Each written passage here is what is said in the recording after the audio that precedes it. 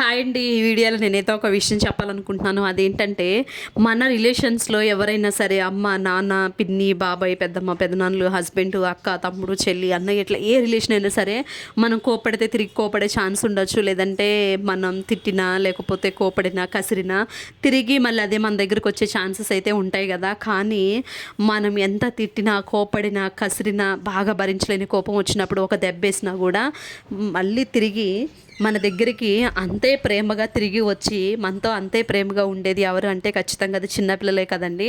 నేనైతే ఇలాగే ఆలోచిస్తాననమాట. ఆ రోజు ఎందుకన్నా మా బుడ్డోళ్ళు అయితే బాగా విసిగించి బాగా కోపం వచ్చి ఇలా అయితే చేశారండి. ఆ రోజైతే వాళ్ళని బాగా తిట్టి కసురుకున్నాను. తర్వాత బాధ అనిపించింది. వీళ్ళకి తెలిస్తే ఇలా చెయ్యరు కదా, తెలియకనే కదా ఇలా చేసింది.